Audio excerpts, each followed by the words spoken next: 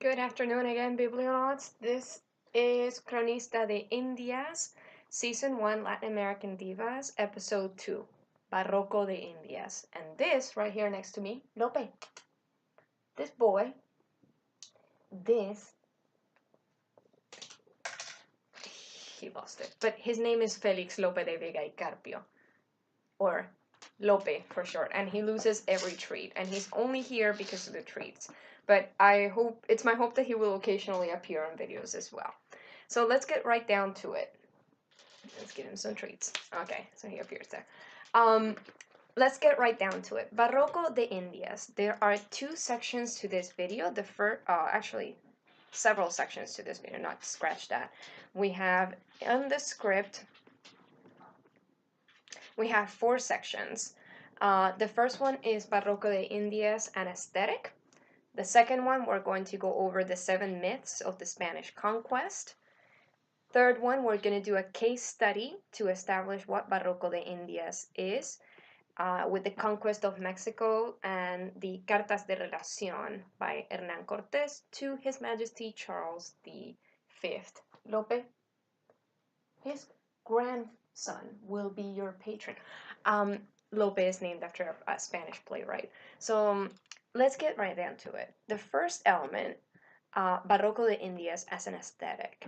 The context of Latin American art during the after the conquest and in the colonial period may be called Barroco de Indias because it developed side by side with the European Baroque, though with its own American influences. So you have to keep in mind that its development, it happens within the conquest of the age of exploration, so exoticization is a factor, mercantilization, and counter-reformation. That last item is very important because it makes Barroco de Indias hyper-Catholic, dripping with agony, as in Christ, the bloody Christ on the cross kind of image. That's the kind of stuff they like in Barroco de Indias.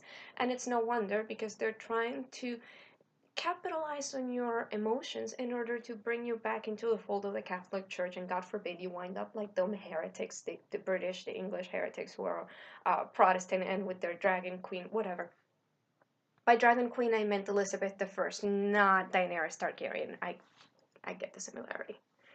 So the themes of Barroco de Indias include desengaño, and this also pertains to the Spanish Baroque. Desengaño translates to disillusionment, and this may be seen in literature, in art, in music, and any other of the 7 muses that you may like.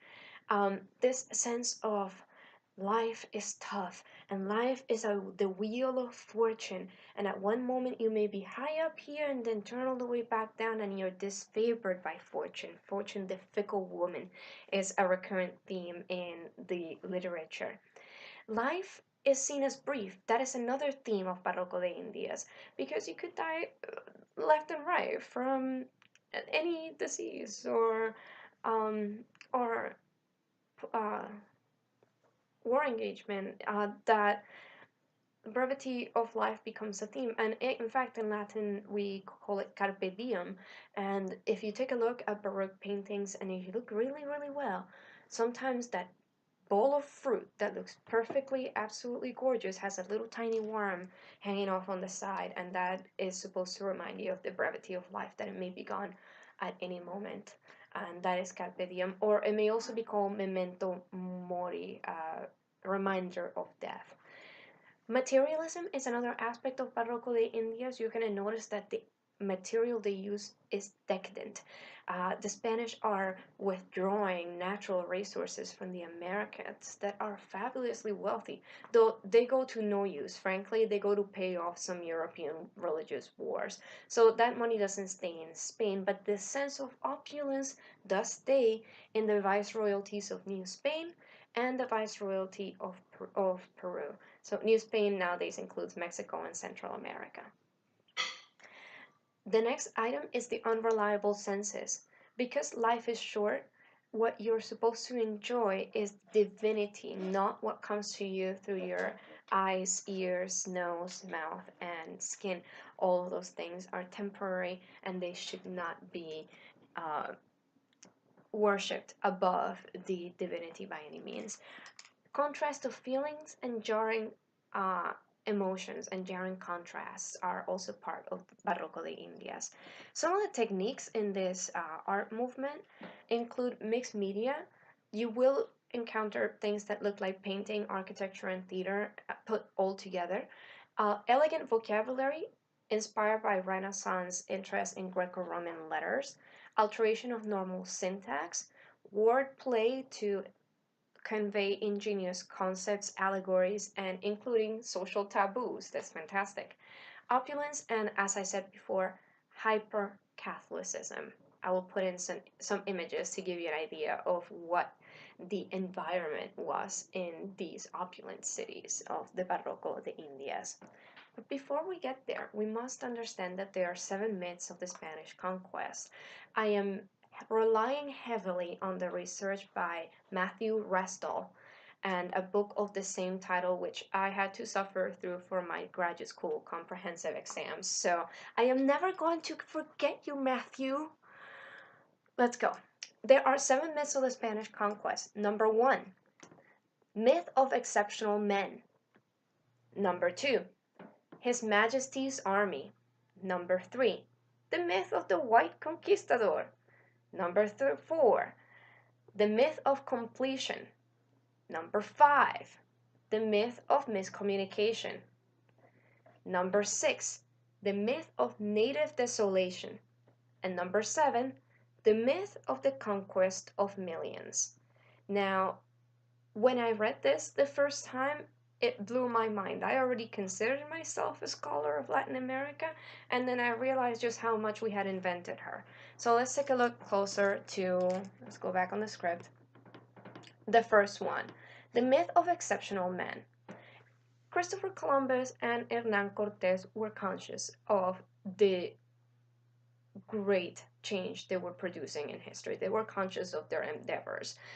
But they explained this to themselves with providentialism. They believed that it was God that was giving them the superpower to sail across the ocean, encounter these civilizations who decided to just peacefully join the Spanish Empire. Or when not so peacefully, these were great strategic masterminds that could overcome thousands of Indians with just a fistful of Spaniards.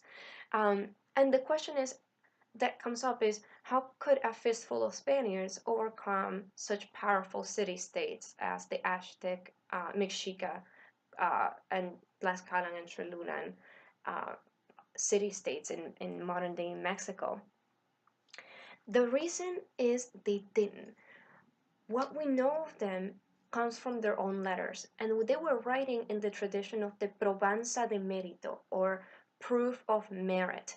And this goes back all the way to the Middle Ages, when Northern Spanish were pushing down Southern Spanish because the ones in the north were Christians, the ones in the south were Muslim, and they eventually pushed them all the way south until they fell into the Mediterranean and had to go back to Africa in 1608, I think, is when the Muslims are expelled from Spain.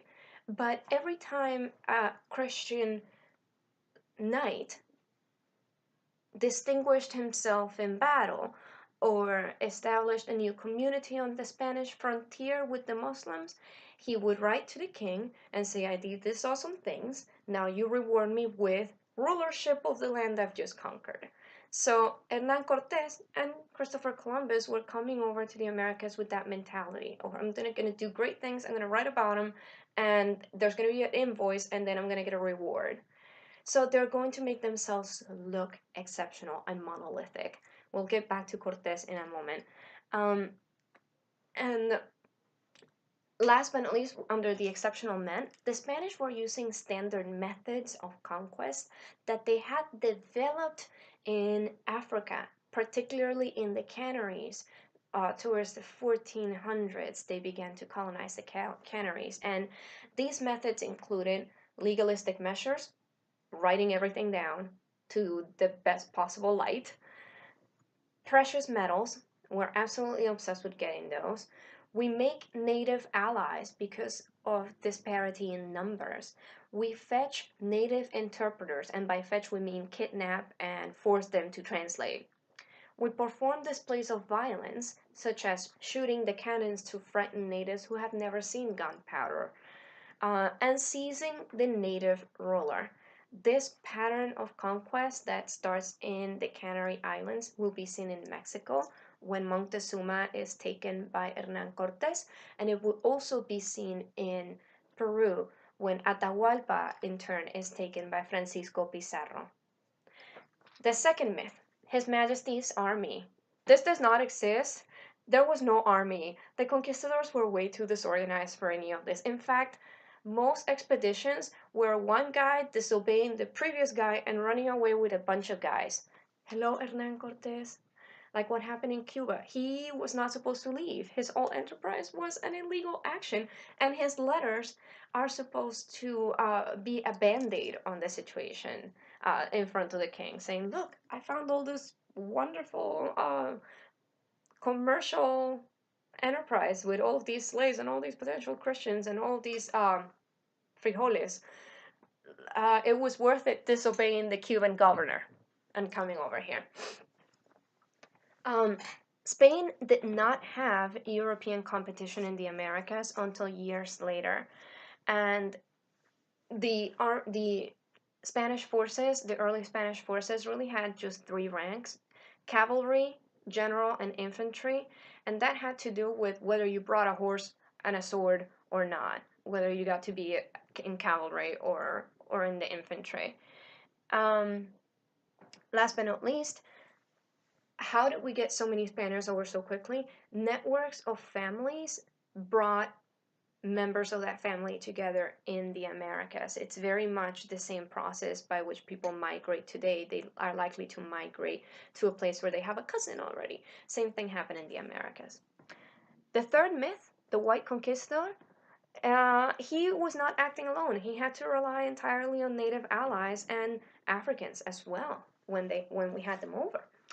The native allies sought to exploit the situation for their own political gains. I'm talking about people like Tlaxcala, that city-state in central Mexico allied themselves with the Spanish because they had political beef with the central Mexica government that Moctezuma was the head of. So don't just take the natives as complacent. They had their own internal political struggles as well. Native follow conquistadors from one region to the next. So by the time Cortés gets to Tenochtitlan, what is now Mexico City, he's got Native Americans from Cuba and everywhere else he's been to already, and they just drag along with him. Most came willingly, but more were enslaved in inland expeditions. And the native allies were very much into helping the Spanish because Mexicas weren't to sacrificing prisoners of war, so it was beneficial not to lose your family. Africans were oftentimes purchased from Portuguese transatlantic traders by the time you get into the 1520s when Cortés is available. The discovery the discovery augments an existing industry, and though they are unacknowledged, the Africans were regarded by the Spanish as exceptional fighters, so they were extremely valuable in those first few years.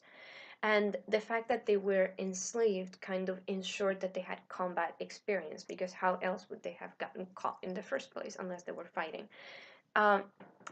Myth number 4, completion. If you ask the Chileans, they were conquering the Mapuches into the 1860s. So 1492 to 1860s means that America was never entirely subdued, if at all. Even in the main cities, you wonder if the Native Americans were ever subdued, and they probably weren't. They're still there. Myth number 5, miscommunication. A lot of the letters, including Cartas de Relación right here by Hernán Cortés, assume that the natives and the Spanish could talk comfortably with each other. And it's not unless you read very closely when you begin to realize that there's a chain of interpreter. And kind of like the game of telephone, a lot of the meaning must have gotten lost along the way. So whatever Cortés tells you in the stories that the Native Americans said is what's convenient for Cortés, after the filter of like 20 people he had to get translation from. For example, the conversation between Moctezuma and Cortés the first time they meet, it happens through two interpreters. The first one, Doña Marina, also known as Malinche, and the second one is Jerónimo de Aguilar. Next lesson is going to focus entirely on Malinche Doña Marina, but you need to understand Barroco de Indias before we get into her story. The conversation went something like this. Moctezuma said, "Mi casa es su casa," meaning, "Welcome, strangers. Can I offer you some chocolate?" Hernán Cortés writes, "Well, my God, he is submitting. He is accepting vassalage to the king of Spain because he just welcomed me into his home." So you see how the translation and the author and the narrator's intent twist Moctezuma's original words. So it's very hard to say that there was communication. That's one myth of the Spanish conquest. Myth number 6, the native desolation. So there's this perspective that Native Americans were defeated and have never risen again, and that is absolutely not true. There have been Native American revolts all throughout the colonial period, most notably Tupac Amaru in the Andean region in the late 18th century. So they did not disappear or stop resisting. Last myth is the conquest of millions. Because it was beneficial to say that they had conquered millions and not just a city-state, the conquistadors like Cortés rewrote these victories as miracles sanctioned by God. So the more inflated the numbers, the more prestigious the victory for the European printing press and for the readers back home. The Spanish tend to blame the natives for their own defeat, which is not how a war is lost. It's circumstantial. There's nothing moral that predisposes a person or a group of people to lose a battle. And last but not least, writing was seen by the Spanish as a form of racial superiority, and they used it as a justification for the conquest, not a marker of civilization. So here is a quote by Hernán Cortés. I will read it in Spanish, then I will read the translation